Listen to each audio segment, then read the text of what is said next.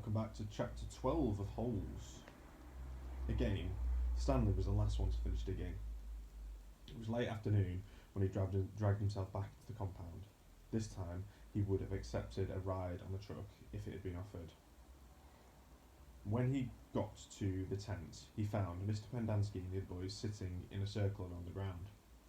"Welcome, Stanley," said Mr. Pendanski. "Hey, caveman! You get your hole dug?" asked Magnet. He just about managed a nod. "You spit in it?" asked Squid. He nodded again. "You're right," he said X-Ray. "The second hole is the hardest." X-Ray shook his head. "The third one's even harder than that," he said. "Come join our circle," said Mr. Pendanski. Stanley plopped between Squid and Magnet. He needed to rest up before taking a shower. "We've been discussing what we want to do with our lives," said Mr. Pendanski. "We're not all going to be at Camp Green Lake forever. We need to be prepared for the day we leave here and join the rest of society." "Hey, that's great, Mom," said Magnet. "They're going to finally let you out of here?" The other boys laughed. "Okay, Jose," said Mr. Pendanski. "What do you want to do with your life?" "I don't know," said Magnet. "We need to think about it," said Mr. Pendanski.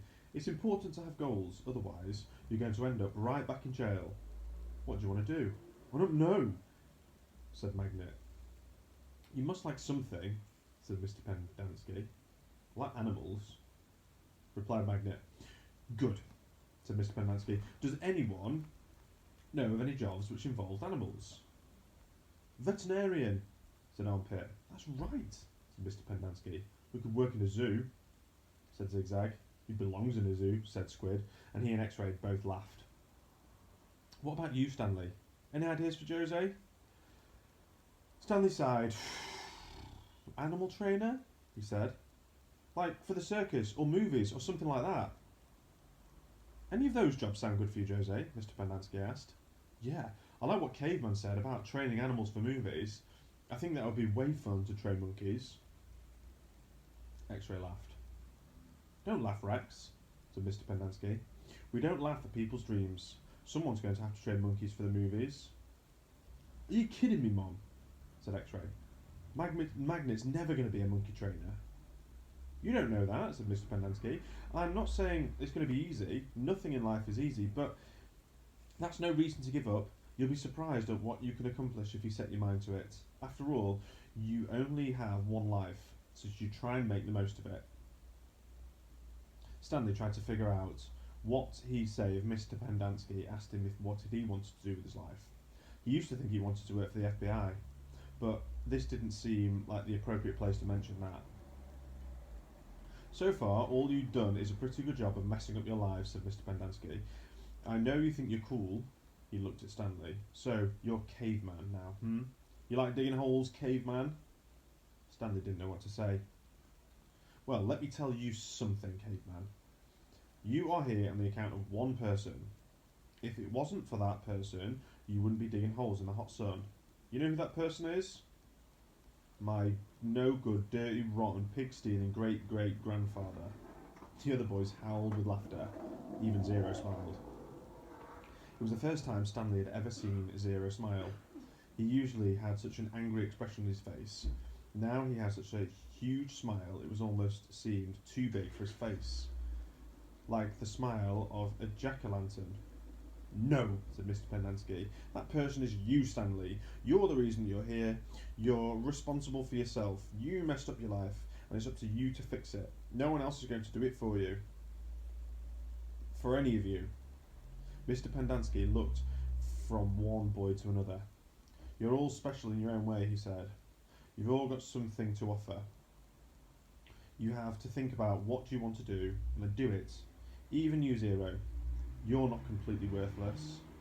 The smile was now gone from Zero's face. "What do you want to do with your life?" Mr. Pendanski asked him. Zero's mouth was shut tight as he glared at Mr. Pendanski. His dark eyes seemed to expand. "What about it, Zero?" asked Mr. Pendanski. "What do you like to do?" "I like to dig holes." Chapter 13.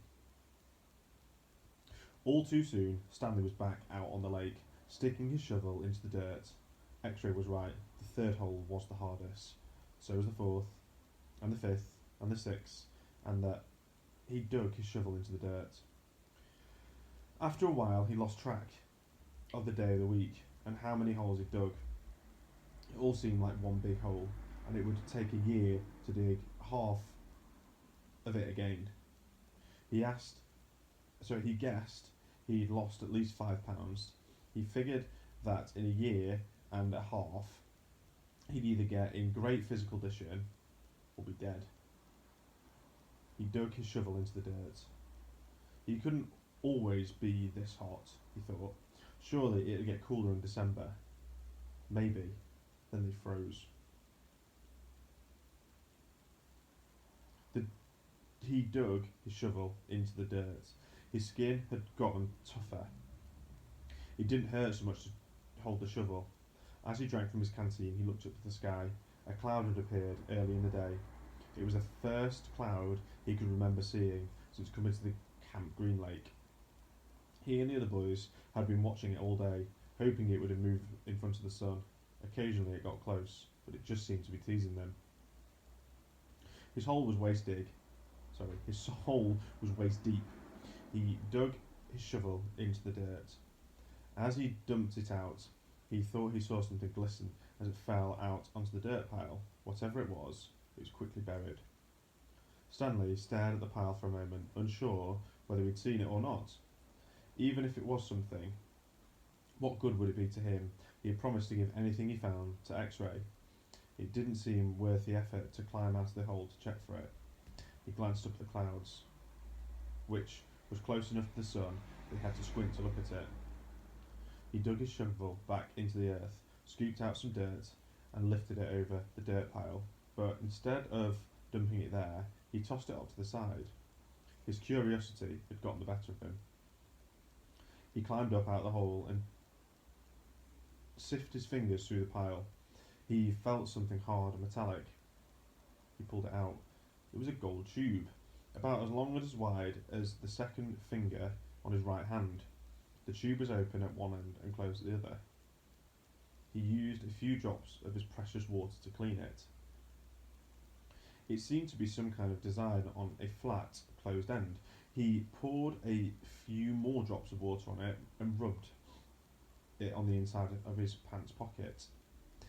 He looked again at the design, and engraved into the flat bottom tube he could see an outline of a heart and the letters KB etched inside.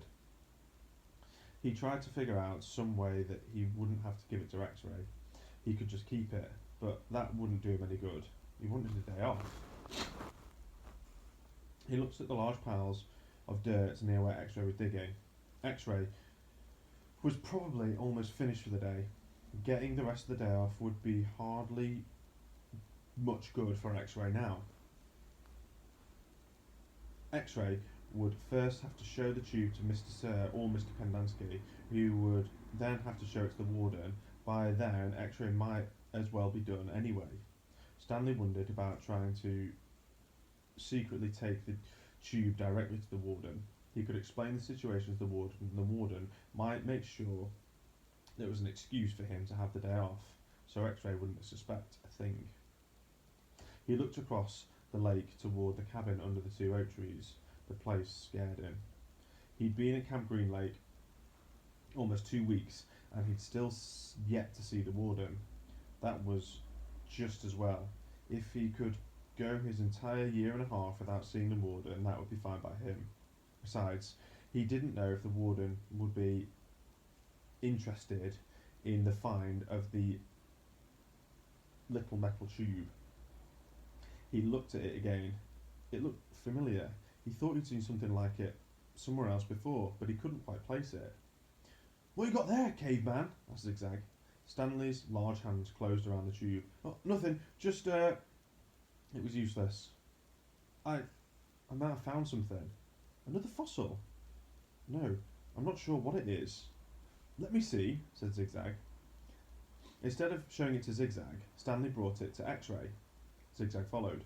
X-ray looked at the tube and then rubbed his dirty glasses on his dirty shirt and looked at the tube again. One by one, the boys dropped their shovels and came to look.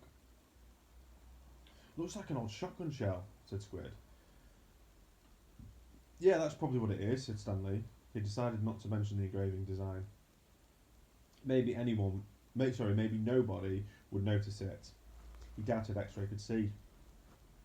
No, it's too big and thin to be a shotgun shell, said Magnet. It's probably a piece of junk, said Stanley. Well, I might show it Mom, said X-Ray. See what he thinks. Who knows? Maybe I'll get the day off. But your hole's almost finished, said Stanley. Yes, so? Stanley raised and lowered his shoulders. So, why not wait until tomorrow to show it to Mom? He suggested. You could pretend you found it first thing in the morning. Then you get the whole day off instead of just an hour or so in the afternoon. X-Ray smiled. Good thinking, caveman. He dropped the tube into his large pocket on his right leg of his dirty orange pants. Stanley returned to his hole.